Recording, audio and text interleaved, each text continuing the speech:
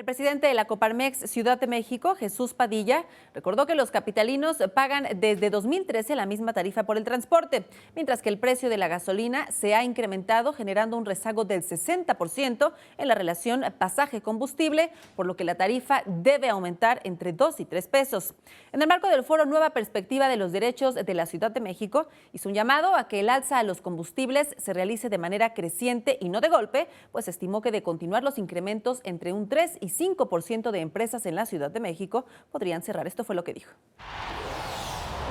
Si esto continúa, en poco tiempo vamos a empezar a encontrar empresas cerrando, sin duda alguna, aquellas de manufactura, empresas que tienen problemas para mantener sus insumos, ¿no? Como es en este caso el de los combustibles. La apuesta que hemos hecho es un llamado para no correr a nadie, para no expulsar a ninguno de nuestros colaboradores y quizá ir compartiendo horarios de trabajo, pero que todos tengamos una oportunidad de empleo.